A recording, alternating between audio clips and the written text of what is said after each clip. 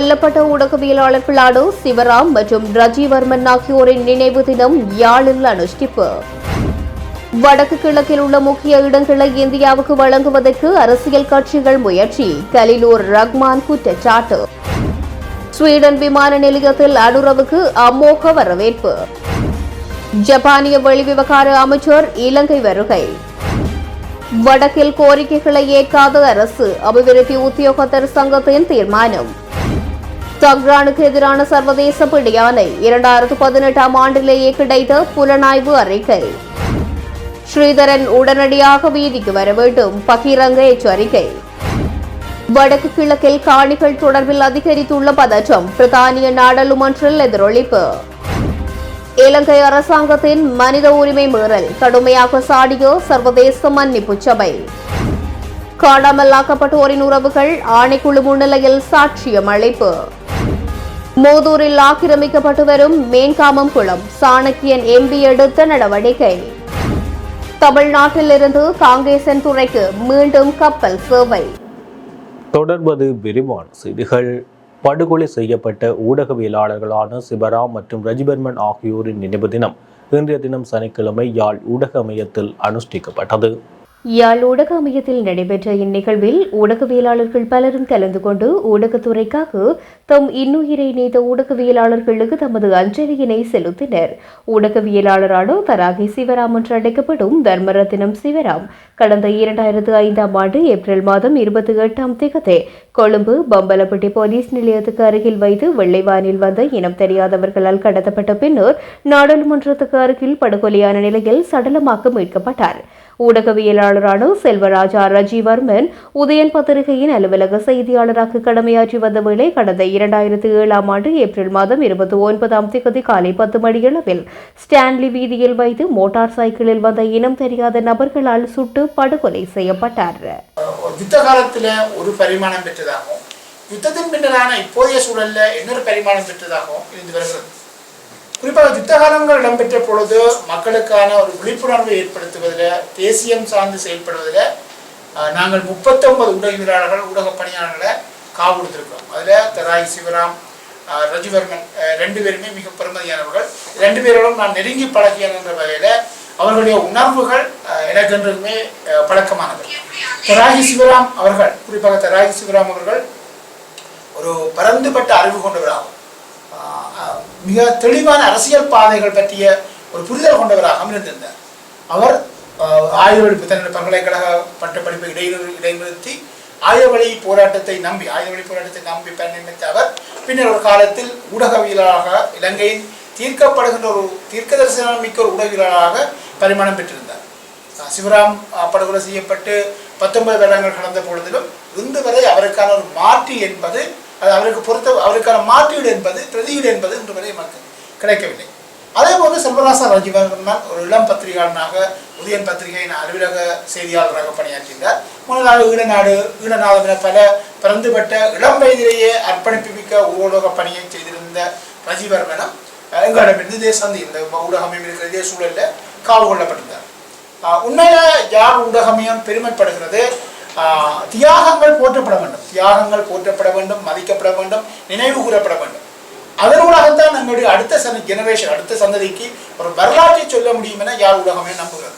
அந்த வகையில் தொடர்ச்சியாக நினைவேந்தல்களை நாங்கள் முன்னெடுத்ததன் விளைவாக இன்றைய தினம் மட்டக்களப்பு, வவுனியா, கிளிநொச்சி, கொழும்பு என பல புலம்பெயர் தேசங்களிலும் இன்று நாளை என மாமனித தராகி சிவராம், ரஜிவர்மன் ஆகியோருடைய நினைவேந்தல்கள் முன்னெடுக்கப்படுகின்றன. நாங்கள் ஒரு ஆரம்ப புள்ளியை வைத்திருந்தோம். அந்த ஆரம்ப புள்ளி என்பது தியாகங்களை போற்றுதல், தியாகங்களை நினைவுகூறுதல், அதனூடாக வரலாற்றை அடுத்த சந்ததிக்கு கடத்துதல் என்ற ஒரு மையப்பொருளை நாங்கள் ஆரம்பித்து வைத்தோம். அந்த மையப்பொருள் இப்பொழுது பிரகாசித்து எல்லா இடமும் செல்கின்றது. இளம் சமூகத்துக்கு இப்பொழுது தராகி சிவராம் மறைந்து 19 வருடங்களாக இருக்கும் நிலையில் இப்பொழுது இளம் சமூகத்தில் இருப்பவர்களுக்கு தேடுதல் வேண்டும். யார் தராகி சிவராம், ஏன் அவர் மன்னித்தார், என்னதற்காக அவர் காவு கொள்ளப்பட்டார் என்ற வரலாற்றை சொல்வது ஒரு காலத்தின் கட்டாயம். அந்த காலத்தின் கட்டாயத்தை புள்ளியாக ஆரம்பித்து வைத்தோம். இப்பொழுது விஸ்வரூபம் எடுத்து பிரமாணித்திருக்கிறது. உண்மையில் அண்மையில் ஒரு ஊடகவியல் மயில்வாகன நிமல்ராஜன் படுகொலை தொடர்பாக ஒரு சந்தேக நபர் கைது செய்யப்பட்டதை தொடர்ந்து பிபிசி சர்வதேச சேவை அவருடைய சகோதரிகளிடம் ஒரு பேட்டியை பெற்றிருந்தது. அந்த வேளையில் சகோதரி அவர்கள் சொன்ன அந்த விடயம், முக்கியமான விடயம் என்று சொன்னால், நிமலராஜன் எங்கள் தம்பி எங்களிடமிருந்து காவு கொள்ளப்பட்டு 23 வருடங்கள் கடந்த பின்னரும் தம்பியை பற்றி பேசுவதற்கு நண்பர்கள் இருக்கிறார்கள், மக்கள் இருக்கிறார்கள். அந்த மக்கள் அவர்கள் பேசுகின்ற விடயங்கள் எங்களுக்கு போதும், அவனை பற்றி நாங்கள் மரணிக்கும் வரையும் கனவை கொண்டு செல்வதற்கு போதும் என தெரிவித்தார். உண்மையில ஒரு நாளும் உங்களுக்கு தெரியும் 1000 லட்சமாக சேர்த்து கொண்டிருந்தார்கள் மக்கள். அதில் மிக குறைவானவர்கள் தான் வரலாற்றில் பேசப்படுபவர்களாக இருக்கிறார்கள். யார் மக்களை நேசிக்கிறார்களோ, யார் மக்களுக்காக குரல் கொடுக்கிறார்களோ, மக்களுக்காக செயல்படுகிறார்களோ அவர்களை வரலாறு என்றுமே கைவிடுவதில்லை. அதில் ஊடகவியலாளர் என்ற வகையில் வர்மன், நிமலராஜன், சிவராமன் ஒரு நீண்ட பட்டியல், தமிழ் தேசியம் சார்ந்து செயல்பட்ட 39 ஊடகவியலாளர்கள் பட்டியல் ஒரு வரலாற்றில் மிக முக்கியமான நாள். இன்றைய நாளில் மீண்டும் அவர்களது தியாகங்களை நாங்கள் நினைவு கூர்ந்து எமது இளம் சமூகத்திற்கு ஆரோக்கியமான ஒரு நம்பிக்கை தருகின்ற செய்தியை தொடர்ந்து செயல்படுவோம் என்று சபதம் எடுத்துக் கொள்கிறோம். நன்றி. வடக்கு மற்றும் கிழக்கு மாகாணங்களில் உள்ள துறைமுகங்கள், விமான நிலையங்கள் போன்ற பாதுகாப்பு மற்றும் பொருளாதார மையங்களை அண்மைய நாடொன்றுக்கு வழங்குவதற்கு ஒரு சில அரசியல் கட்சிகள் முயற்சிப்பதை தேசப்பட்டுள்ள இளைஞர்களாக ஒன்றிணைந்து நாம் முறியடிக்க வேண்டுமென கொழும்பு மாநகர சபை முன்னாள் உறுப்பினரும் ஜனாதிபதி செயலணியின் முன்னாள் உறுப்பினருமான கலிலுர் ரஹ்மான் தெரிவித்துள்ளார். இது தொடர்பில் அவர் இன்று வெளியிட்டுள்ள ஊடக அறிக்கையில் குறிப்பிடப்பட்டுள்ளதாவது, வடக்கு மற்றும் கிழக்கு மாகாணம் நமது அண்டை நாடான இந்தியாவை அண்மித்த மாகாணங்களாகும். எனவே அந்த மாகாணங்களில் இத்தகைய பாதுகாப்பு மற்றும் பொருளாதார மையங்களை அபிவிருத்தி செய்ய அல்லது பராமரிக்க போகின்றோம் என்ற தோரணையில் எடுக்கப்படும் நடவடிக்கைகளுக்கு நாம் ஒத்துழைப்பது புத்திசாலித்தனமல்ல. அது இலங்கையின் இறையாண்மைக்கு ஆபத்தாகும். நாங்கள் கடந்த காலங்களில் பாரத தேசமான இந்தியாவை நேசித்தோம். நாங்கள் முகலாய பேரரசை ஏற்றுக்கொண்டோம். எனினும் தற்போதைய இந்திய ஜனாதிபதி நரேந்திர மோடி மற்றும் அவரது குழுவினர் நாட்டின் சிறுபான்மை சமூகத்தின் மீது காட்டும் அக்கறையாலும் தற்போதைய தேர்தல் காலத்தில் முஸ்லிம் சமூகத்தை அவமானப்படுத்தும் வகையில் பேசியதாலும் முஸ்லிம் சமூகம் வாழும் கிழக்கு மாகாணத்தில் இந்திய பிரவேசத்தை ஏற்றுக்கொள்ள முடியாது. இதுபோன்ற காரணங்கள் ஏராளமாகவே இருக்கின்றது. எனவே முஸ்லிம் சமூகத்தை அவமரியாதை செய்யும் ஒரு நாட்டின் அரசு தலைவருக்கு எதிராக அறிக்கை விடாமல் பயந்து அவர்களுக்கு அடிபணிந்திருக்கும் அரசியல்வாதிகள் அந்த நாட்டின் தூதுவரை கிழக்கு மாகாணத்துக்கு அழைக்க வேண்டாம் என கிழக்கு மாகாணத்தில் அரசியல் செய்யும் அரசியல் கட்சிகளுக்கும் அதன் தலைவர்களுக்கும் கூறிக்கொள்ள விரும்புகின்றோம். கிழக்கின் உரிமைகள், சொத்துக்கள், இருப்புகள், பாதுகாப்பு தொடர்பில் கிழக்கு மாகாணத்தின் மத, அரசியல் மற்றும் சிவில் அமைப்புகளின் தலைவர்கள் விழிப்புடன் இருக்குமாறும் இவ்வாறான காட்டிக்கொடுப்புகளுக்கு எதிராக எழுந்திருந்து குரல் கொடுக்குமாறும் கேட்டுக்கொள்கின்றேன் என்றும் அந்த அறிக்கையில் குறிப்பிடப்பட்டுள்ளது. தேசிய மக்கள் சக்தியின் தலைவர் அனுரகுமார திசாநாயக்க நேற்று முன்தினம் இரவு ஸ்வீடனுக்கு பயணமானார். இந்த நிலையில் அனுரவுக்கு ஸ்வீடன் ஸ்டோக்ஹோம் விமான நிலையத்தில் ஸ்வீடன் வாழ் இளைஞர்களால் வரவேற்பு அளிக்கப்பட்டுள்ளது. இந்நிலையில் இன்றைய தினம் இலங்கை நேரப்படி காலை 5 மணியளவில் ஸ்வீடனில் நேகா ஓலாவில் அந்த நாட்டில் உள்ள புலம்பெயர் மக்களை சந்தித்து கலந்துரையாடியுள்ளார். தேசிய மக்கள் சக்தியின் ஸ்வீடன் குழுவினரால் இந்நிகழ்வுகள் ஏற்பாடு செய்யப்பட்டவை குறிப்பிடத்தக்கது. ஜப்பானிய வெளிவிவகார அமைச்சர் ஜோகோ கமிகாவா 2 நாள் உத்தியோகபூர்வ விஜயமாக அடுத்த மாத தொடக்கத்தில் இலங்கைக்கு வருகை தரவுள்ளார். இந்த விஜயத்தின் போது ஜனாதிபதி ரணில் விக்ரமசிங்க, பிரதமர் தினேஷ் குணவர்தன, வெளிவிவகார அமைச்சர் அலி சப்ரி ஆகியோரை அவர் சந்திக்க உள்ளதாக தகவல்கள் தெரிவிக்கின்றன. கொழும்பு துறைமுகத்தை கண்காணிப்பதிலும் அவர் ஈடுபட உள்ளதாக தெரிவிக்கப்பட்டுள்ளது. அவரது விஜயத்தின் போது இருதரப்பு கடன் மறுசீரமைப்பு தொடர்பான இறுதி ஒப்பந்தம் குறித்தும் விவாதிக்கப்படும் என தெரிவிக்கப்படுகின்றது. தமது கோரிக்கைகளை அரசு ஏற்காவிடின் மே 1ஆம் தேதியிலிருந்து அரசாங்கத்தின் அபிவிருத்தி பணிகளில் இருந்து ஒதுங்கி பணிப்புறக்கணிப்பை மேற்கொள்ள உள்ளதாக வடக்கு மாகாண அபிவிருத்தி உத்தியோகத்தர் சங்கத்தின் தலைவர் விஜயராஜா விஜயரூபன் தெரிவித்துள்ளார். யாழ் ஊடக அமையத்தில் இன்று இடம்பெற்ற ஊடக சந்திப்பில் கலந்து கொண்டு கருத்து தெரிவிக்கும் போது அவர் இந்த விடயத்தினை குறிப்பிட்டிருக்கின்றார். இது தொடர்பில் அவர் மேலும் தெரிவிக்கையில், நாடளாவிய ரீதியில் நடத்தப்படுகின்ற அபிவிருத்தி உத்தியோகத்தர்கள் தொடர்பான பல முரண்பட்ட பிரச்சனைகளை தீர்க்கும் முகமாகத்தான் நாங்கள் வருகின்ற 29ஆம் தேதி நாடு தழுவிய ரீதியில் கடமையாற்றுகின்ற அனைத்து அபிவிருத்தி உத்தியோகத்தர்களும் ஒன்றிணைந்து நாங்கள் ஒரு தொழிற்சங்க போராட்டத்தை முன்னெடுக்கின்றோம்.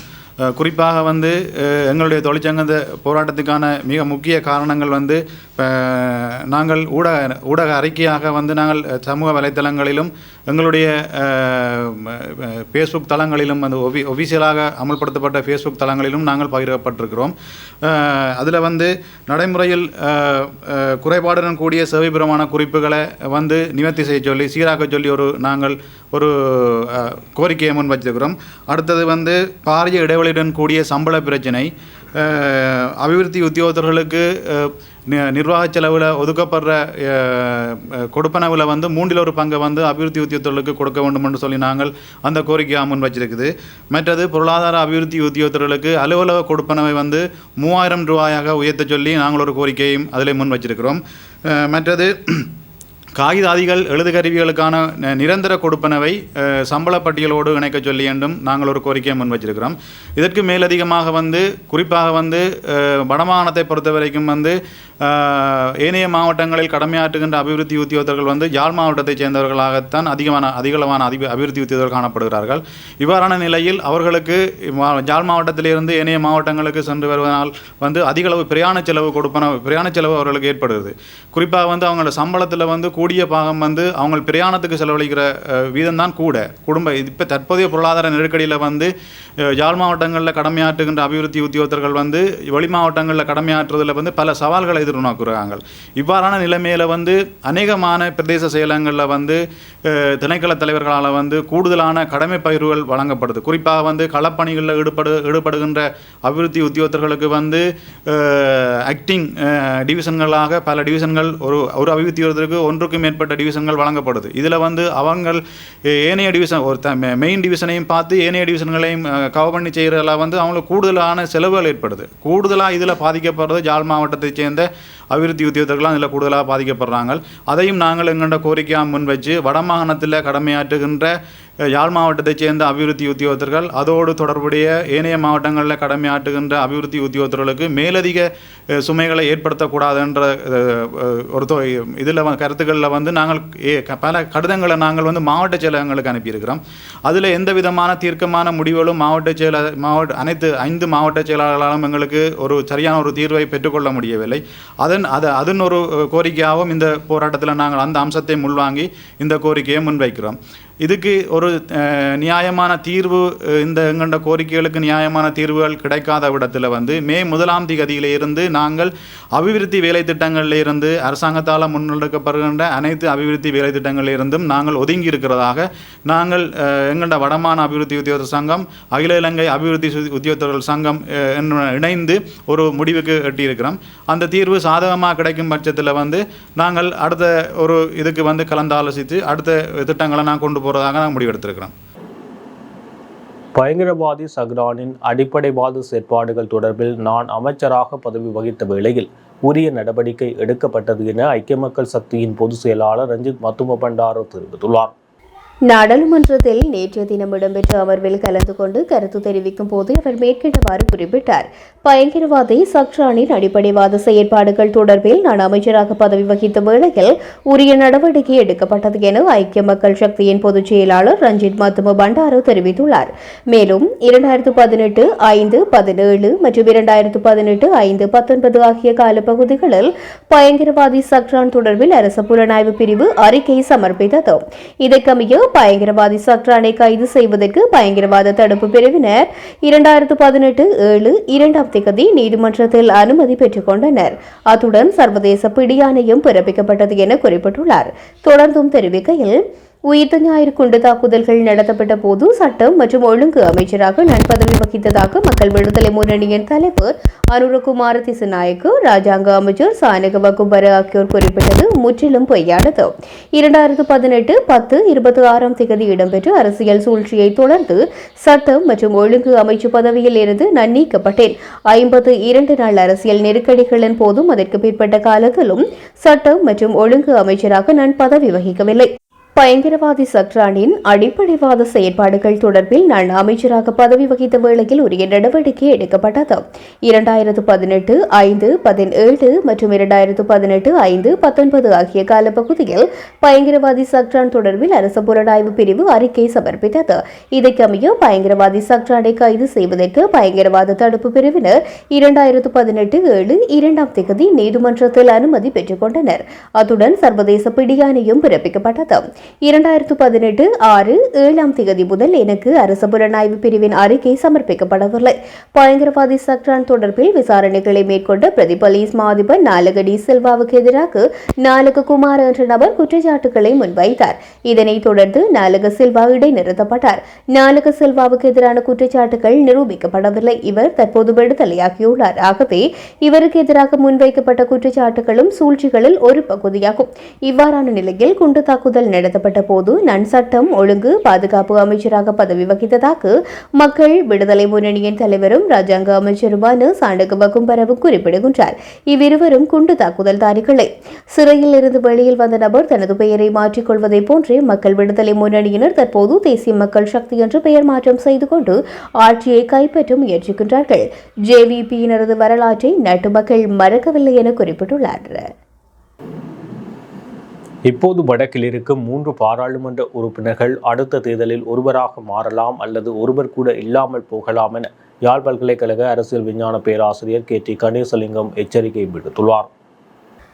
ஸ்ரீதரனும் உரிய தலைமைகளும் தமிழரசு கட்சியை காப்பாற்ற வீதிக்கு வருதல் வேண்டும். மக்கள் அடிதிரட்டல் வேண்டும். மக்களுடன் ஒன்று சேர்ந்து நீதிமன்றத்தின் குற்றச்சாட்டுகளை முடிவுக்கு கொண்டு வர வேண்டும் என்பதை எண்ணம் கொள்ள வேண்டும். அப்படி செய்வீர்கள் என்றால் இந்த ஈழத்தமிழர்கள் தங்களுடைய இருப்பில் ஏதேனும் மாற்றம் நிகழும் என்ற நம்பிக்கையுடன் புலம்பெயர்வை நிறுத்திவிட்டு ஆரோக்கியமான நம்பிக்கையுடன் பயணிப்பதற்கு ஒரு சூழல் கிடைக்கும் என தெரிவித்துள்ளார். உயிர்த்த ஞாயிறு தாக்குதல் தொடர்பில் 93 பேருக்கு எதிராக குற்றச்சாட்டுகள் உள்ளது எனவும் ஆணைக்குழுவுக்கு அழைத்து விசாரிக்க வேண்டும் என அமைச்சர் ஹரின் பெர்னாண்டோ தெரிவித்துள்ளார். நாடாளுமன்றத்தில் நேற்று இடம்பெற்ற உயிர்த்த ஞாயிறு குண்டு தாக்குதல் தொடர்பான சபை ஒத்திவைப்பு வேளை 3ஆம் நாள் விவாதத்தில் கலந்து கொண்டு உரையாற்றுகையிலேயே இவ்வாறு கூறியுள்ளார். அங்கு தொடர்ந்தும் கருத்துரைக்கையில் உயிர்த்த ஞாயிறு தாக்குதல் தொடர்பில் தொடர்ந்து விவாதிப்பதை விட அதற்கு தீர்வொன்றை வழங்க நடவடிக்கை எடுக்கப்பட வேண்டும். அதனால் இதற்கு தீர்வாக கத்தோலிக்க சட்டத்தரணிகள் சமூகத்தை அழைத்து அதிகாரமுடைய ஆணைக்குழு ஒன்றை ஏற்படுத்தி உயிர்த்த ஞாயிறு தாக்குதல் தொடர்பான விசாரணைகளை மேற்கொள்ள இடமளிக்க வேண்டும். அது தொடர்பிலான சட்ட ரீதியிலான நடவடிக்கைகளை எடுப்பதற்கும் அந்த ஆணைக்குழுவுக்கு பொறுப்பாக்க வேண்டும். இந்த விடயத்தை அரசாங்கமோ நானோ தெரிவிக்க வேண்டியதில்லை. இந்த பிரேரணையை சஜித் பிரேமதாச அனுரகுமார திசாநாயக்கவுக்கு முன்வைத்திருக்கலாம். இலங்கையில் கத்தோலிக்க சமூகத்தை சேர்ந்த தலை சிறந்த சட்டத்தரணிகள் இருக்கின்றார்கள். இவர்கள் மூலம் அமைக்கப்படும் ஆணைக்குழுவுக்கு உயிர்த்த ஞாயிறு தொடர்பான அனைத்து வழக்குகளையும் எடுத்துக் கொள்ளுமாறு தெரிவிப்போம். தாக்குதல் தொடர்பில் 93 பேருக்கு எதிராக குற்றச்சாட்டு இருக்கின்றது. அந்த 93 பேரையும் ஆணைக்குழுவுக்கு அழைத்து விசாரிக்க வேண்டும். அதே நேரம் இந்த தாக்குதல் தொடர்பான அனைத்து தரவுகளையும் அந்த ஆணைக்குழுவுக்கு வழங்க வேண்டும். அதன் பின்னர் இந்த விசாரணைக்கு அரசியல் தலையீடுகளை யாராவது மேற்கொள்வதாக இருந்தால் அதனை எங்களுக்கு தெரிவிக்கவும். அப்போது நாங்கள் வெளியில் வந்து இதற்கு எதிராக நடவடிக்கை எடுக்க தயாராக இருக்கின்றோம். இவ்வாறான பிரேரணை ஒன்றை முன்வைக்காமல் அதிகாரத்துக்கு வந்தால் நீதியை நிலைநாட்டுவதாக தெரிவித்து கடிதம் எழுதுவதற்கு வெட்கமில்லையா என கேட்கின்றோம். கத்தோலிக்க சமூகத்தை சேர்ந்த சட்டத்தரணிகள் ஆணைக்குழுவுக்கு அழுத்தங்கள் வருமாக இருந்தால் அவர்களுக்கு வத்திக்கானுக்கு இது தொடர்பில் முறையிடலாம். அவ்வாறு இல்லாமல் இது தொடர்பாக கதைப்பதனால் எந்த பிரயோசனமும் இல்லை. இலங்கையின் வடக்கு கிழக்கில் காணிகள் தொடர்பில் பதற்றம் அதிகரித்து வருவதாக இங்கிலாந்து அரசாங்கம் தெரிவித்துள்ளதாக நாட்டு ஊடகங்கள் செய்தி வெளியிட்டுள்ளன. வவுனியா வடக்கு நரிமலை கோவிலில் கடந்த 2 மாதங்களுக்கு முன்னர் 8 தமிழர்கள் கைது செய்யப்பட்டமை குறித்து ஸ்கொட்லாந்து தேசிய கட்சியின் நாடாளுமன்ற உறுப்பினர் பேட்ரிக் கிராடி கேள்வி எழுப்பியுள்ளார். அதற்கு பதிலளித்த வெளியுறவு பொதுநலவாய மற்றும் மேம்பாட்டு அலுவலகத்தின் ராஜாங்க அமைச்சர் ஆன் மேரி ட்ரெவல்யன் மேற்கண்டவாறு தெரிவித்துள்ளார். வவுனியாவில் உள்ள வடக்கு நரிமலை ஆதிசிவன் கோவில் உட்பட இலங்கையில் காணி விடயங்களில் பதற்றம் அதிகரித்து வருவது குறித்து இங்கிலாந்து அரசாங்கம் கரிசனை கொண்டுள்ளது. இந்த நிலையில் கைது செய்யப்பட்ட 8 இந்த வழிபாட்டாளர்களின் விடுதலையை வரவேற்பதாக கூறிய அமைச்சர் ஆன் மேரி ட்ரெவல்யன் இந்த கைது சம்பவம் மதம் மற்றும் நம்பிக்கையின் சுதந்திரத்தில் தாக்கங்களை கொண்டுள்ளது என்பதை நினைவில் கொள்ள வேண்டும் என்றும் குறிப்பிட்டுள்ளார். மதம் அல்லது நம்பிக்கையின் சுதந்திரத்தை ஊக்குவிப்பது இங்கிலாந்து அரசாங்கத்தின் முன்னுரிமை என்றும் இலங்கை அரசாங்கத்துடன் தொடர்ந்து மனித உரிமைக்காக இங்கிலாந்து அரசாங்கம் ஊக்குவிப்புகளை மேற்கொள்வதாகவும் ட்ரெவல்யன் தெரிவித்துள்ளார்.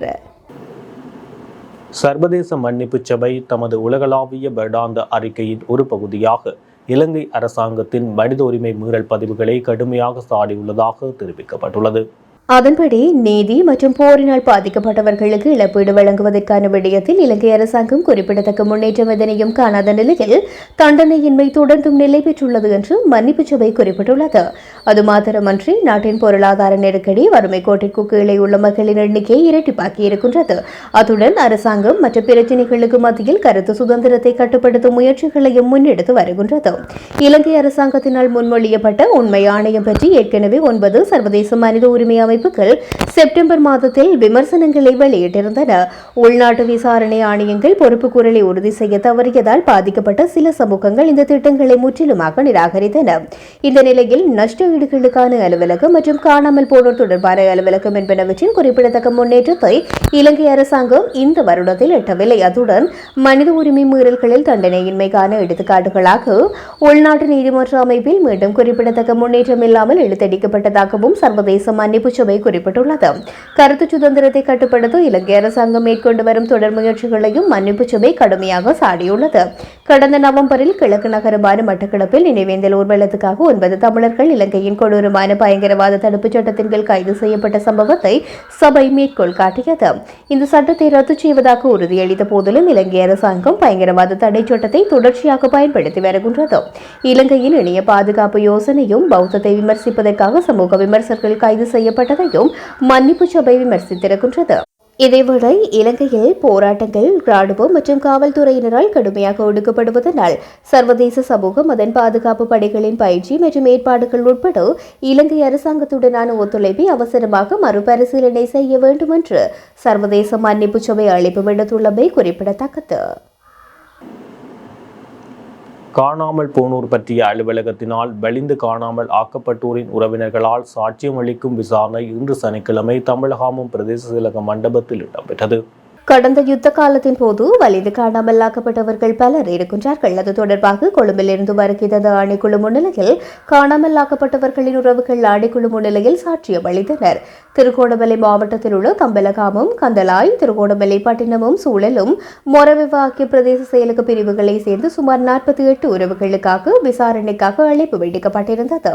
இதில் திருகோணமலை சார்பாக 16, கந்தலாயில் 6, மொரவெவ 4, தம்பலகாமம் 22 என விசாரணைகளுக்காக காணாமல் ஆக்கப்பட்ட உறவுகளுக்காக அழைப்பு விடுக்கப்பட்டன.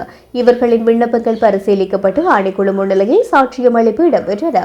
இதில் காணாமல் போன அலுவலக தவிசாளர், ஆணைக்குழுவின் உறுப்பினர்கள், மன்னார், மட்டக்களப்பு, யாழ்ப்பாண பிராந்திய அலுவலக உத்தியோகத்தர்கள், தம்பலகாமம் பிரதேச செயலக உத்தியோகத்தர்கள் என பலர் இணைந்து விசாரணைகளை முன்னெடுத்தமை குறிப்பிடத்தக்கது. மூதூரில் ஆக்கிரமிக்கப்பட்டு வரும் மேன்காமம் குளத்தின் பகுதிகளை தமிழரசு கட்சியின் மட்டக்களப்பு மாவட்ட பாராளுமன்ற உறுப்பினர் ராசமாணிக்கம் சாணக்கியன் இன்று நேரில் சென்று பார்வையிட்டுள்ளார். இது தொடர்பில் மேலும் தெரிய வருவதாவது, மூதூர் பிரதேச செயலாளர் பிரிவிற்குட்பட்டு மேன்காமம் குளத்தின் பகுதிகளை சிலர் ஆக்கிரமித்து வருவதாகவும் கனரக வாகனங்களை பயன்படுத்தி குளத்தின் பகுதிகளை சேதப்படுத்தி அங்கிருக்கும் நீரை வெளியேற்றி விவசாய நடவடிக்கைகளில் ஈடுபடுவதாகவும் பாராளுமன்ற உறுப்பினர் ராசாண்டக்கியரிடம் கிராம மக்கள் முறையிட்டதை அடுத்து குறித்த பகுதிக்கு இன்றைய தினம் நேரடி விஜயம் ஒன்றை மேற்கொண்டு குறித்த ஆக்கிரமிப்பை பாராளுமன்ற உறுப்பினர் பார்வையிட்டிருந்தார். அத்துடன் இது தொடர்பாக மத்திய நீர்ப்பாசன திணைக்கள பணிப்பாளருடன் தொலைபேசியில் தொடர்பு கொண்டு அதற்கான நடவடிக்கை தொடர்பாகவும் கேட்டறிந்தார். மேன்காமம் குளமானது நீண்ட காலத்துக்கு காலம் ஆக்கிரமிக்கப்பட்டு வருகின்றது. இதன் மூலம் குளத்தின் பெரும் பகுதிகள் ஆக்கிரமிப்பாளர்களால் ஆக்கிரமிக்கப்பட்டுள்ளமையினால் மேன்காமம் குளத்தை நம்பி மேற்கொள்ளப்பட்டு வரும் விவசாயம், நன்னீர் மீன்பிடி, கால்நடை வளர்ப்பு ஆகியன பாதிக்கப்பட்டுள்ளன. இதனால் பலருடைய வாழ்வாதாரம் கேள்விக்குறியாகியுள்ளதாகவும் எதிர்காலத்தில் குளம் இல்லாத சூழல் ஏற்படலாம் எனவும், எனவே சம்பந்தப்பட்ட அதிகாரிகள் குளத்தை எல்லைப்படுத்தி குளத்தினை தூர்வார்வதற்கான நடவடிக்கைகளை மேற்கொள்வதோடும் குளத்தினை ஆக்கிரமித்து வருகின்றவர்களுக்கு எதிராக சட்ட நடவடிக்கைகளை மேற்கொண்டு குளத்தை பாதுகாக்க உதவுமாறு கிராம மக்கள் கோரிக்கை விடுத்தனர். தமிழ்நாடு நாகப்பட்டினத்திலிருந்து யாழ்ப்பாணம் காங்கேசந்துறை வரையான கப்பல் சேவைகள் எதிர்வரும் 13ஆம் தேதி மீண்டும் ஆரம்பமாக உள்ளதாக அறிவிக்கப்பட்டுள்ளது. கப்பல் சேவைக்காக கொள்வனவு செய்யப்பட்ட சிவகங்கை கப்பல் மே மாதத்தின் முதல் வாரத்தில் அந்தமானிலிருந்து சென்னை நோக்கி பயணிக்க உள்ளது. அங்கு மறுசீரமைப்பு பணிகள் நிறைவடைந்த பின்னர் மே மாதம் 11ஆம் தேதி நாகை மாவட்டத்திலிருந்து காங்கேசன்துறைக்கு பரீட்சார்த்த சேவையில் ஈடுபட உள்ளது. மே மாதம் 13ஆம் தேதி தொடக்கம் ஒவ்வொரு நாளும் கப்பல் சேவைகள் நாகையிலிருந்து காலை 8 மணிக்கு புறப்பட்டு மதியம் 12 மணிக்கு காங்கேசன்துறையை வந்தடையும் என தெரிவிக்கப்பட்டுள்ளது. பின்னர் பிற்பகல் 2 மணிக்கு காங்கேசன்துறையிலிருந்து புறப்பட்டு மாலை 6 மணிக்கு நாகையை சென்றடையும் என்றும் அறிவிக்கப்பட்டுள்ளது. இருவழி பயணத்துக்காக அந்நிலவாக 34,200 ரூபாய் அறவிடப்பட்டுள்ளதாக தெரிவிக்கப்படுகின்றது. அத்தோடு ஒவ்வொரு பயணியும் தம்முடன் 20 கிலோ வீதம் 3 பொதிகளை எடுத்துச் செல்ல முடியும் என தெரிவிக்கப்பட்டுள்ளது. கப்பலின் நுழைவுச்சீட்டு விற்பனை முகவர் நிலையம் யாழ் மருத்துவமனை வீதியில் அமைய உள்ளதுடன் இடையத்திலும் நுழைவுச்சீட்டு பதிவுகளை மேற்கொள்ள முடியும் என்றும் தெரிவிக்கப்பட்டுள்ளது. வல்லமை சமூக மாற்றத்துக்கான போராட்ட இயக்கத்தின் ஏற்பாட்டில் சமகால சமூக அரசியல் பொருளாதார சூழலை விளங்கிக் கொள்ளுதல் என்ற தலைப்பில் கலந்துரையாடல் தொடர் இன்று காலை யாழ்ப்பாணம் தந்தை செல்வா கலையரங்கில் இடம்பெற்றது. இந்நிகழ்வில் சட்டத்தரணி சுவஸ்திகா, சட்டத்தரணி இளங்கோவன், பப்ரல் அமைப்பு மாவட்ட இணைப்பாளர் சசிகாந்த் மற்றும் வல்லமை அமைப்பு பிரதிநிதிகள் கலந்து சிறப்பித்தார்கள். அதேவேளை சட்டத்தரணி சுவாஸ்திகா தனது உரையில் தற்கால பொருளாதார நெருக்கடி தொடர்பாகவும் அதனால் ஏற்படும் பிரச்சினைகள் தொடர்பான கருத்துக்களையும் மற்றும் தற்கால அரசியல் சமகால போக்கு தொடர்பிலும் கலந்துரையாடினார். இதேவேளை சமூக ஆர்வலர்கள் சட்டத்தரணி சுவாஸ்திகாவிடம் தற்கால பிரச்சினைகளில் அதிகளவான போதைப்பொருள் பாவனை மற்றும் சமூக பிரச்சினைகள் தொடர்பாக கேள்வி எழுப்பியிருந்தார்கள். அதேவேளை மார்ச் 12 மூவ்மெண்ட் தொடர்பான கருத்துக்கள் பகிரப்பட்டதாகவும் தெரிவிக்கப்படுகின்றது. இத்துடன் ஜெஃப்னா கேலரியின் இரவு நேர பிரதான செய்திகள் நிறைவு பெறுகின்றது. மேலும் செய்திகளை அறிந்து கொள்ள எமது இணையதள பக்கமான www.jeffnagallery.lk என்ற இணையதளத்துடன் இணைந்திருங்கள்.